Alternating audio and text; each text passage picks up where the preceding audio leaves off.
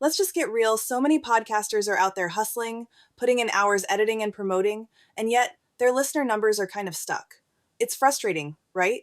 Oh, I've absolutely been there. You see some people blow up overnight and you think, what am I missing? But honestly, there's a process, and it's not just about working harder, it's about working smarter. Exactly. And what's wild is so much of that growth comes from being intentional. Random posting and hoping for a viral moment just isn't enough anymore. Yeah, the landscape's changed, and if you want to reach the right ears, you need a real strategy. That's what makes all the difference, especially in 2026 with all the AI tools we're seeing. So, let's start with what I think is the hardest pill to swallow. Your podcast can't and shouldn't be for everyone. That hits home. When I launched my first show, I wanted it to appeal to everyone interested in tech. But honestly, it only took off when I narrowed it down to solopreneurs using AI for digital products. It's a game changer, right? The more specific you get, the easier it is to attract people who actually care deeply about your content. Absolutely. And what surprised me most is how loyal that specific audience becomes. They don't just listen, they share, they send emails, they show up for live sessions. That actually brings up an important point. You need to know the unique value your show delivers. What's that one thing you do that makes listeners think, I can't get this anywhere else? For me, it was sharing real life workflows, like not just theory, but exactly how to use AI tools to launch a business from scratch. People want specifics, and when you give them that, they stick around. Oh, totally. And it's those details, the nuanced takes or experiences that become your hook. That's what turns casual listeners into real fans.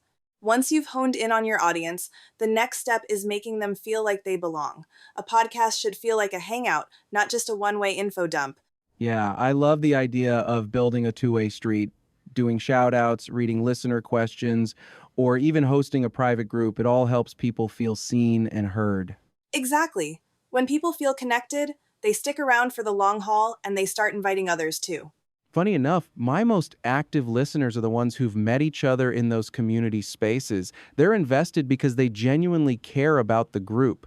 Let's pivot to social media. So many podcasters miss out by treating social as an afterthought, but it's wild how many new listeners discover shows on TikTok or Instagram these days. Totally. I was shocked when I saw how much traction a single audiogram can get on TikTok. But you really have to tailor the content.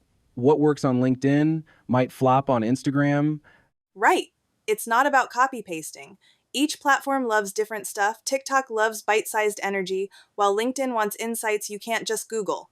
Ever since I started mixing in behind the scenes clips and bold quotes, engagement just exploded. People crave authenticity, not just polished highlights.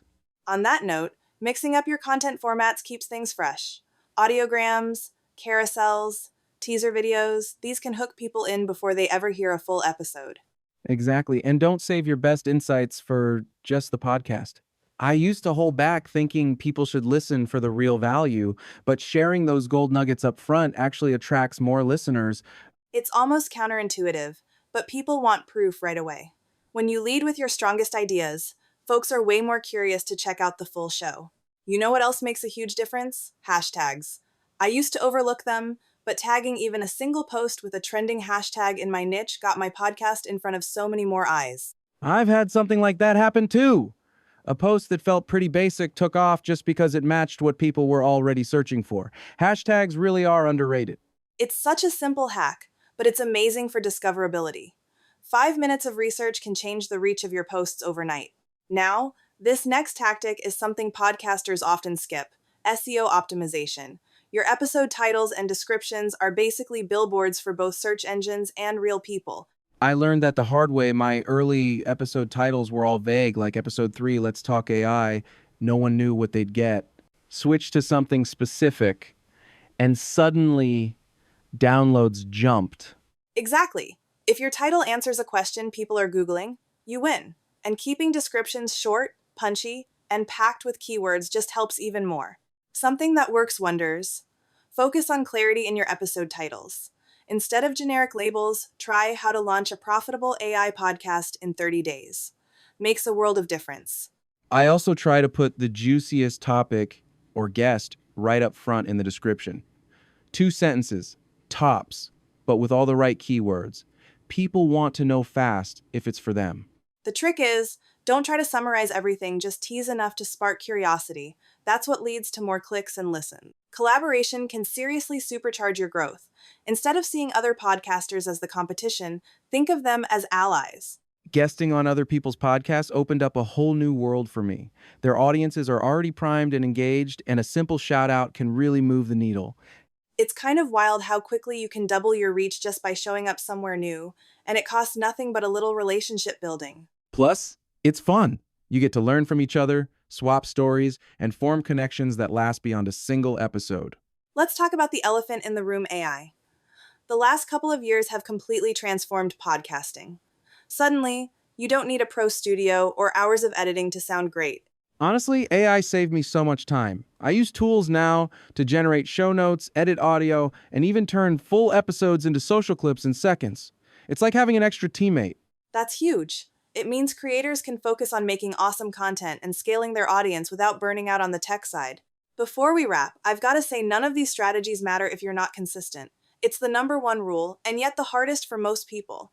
The week I started sticking to a publishing schedule, my downloads went up and my audience stuck around. People want to know when they'll hear from you next. It's totally a compounding effect. The more regularly you show up, the more your community grows, and the algorithms seem to love it too. So if you're ready to take your show from just another podcast to a real online business, there's a ton of support out there. Communities like EProducts Empire Skool make a huge difference. Yeah, those kinds of groups are a gold mine. You get tools, insider strategies, and a network of folks all rooting for you. Makes the journey a lot less lonely and way more fun. And hey, if you're still on the fence, there are plenty of free resources online too. Just start with one strategy, keep it consistent, and your audience will follow. Couldn't agree more. The first step is just putting yourself out there, community or solo. Once you start, growth really follows.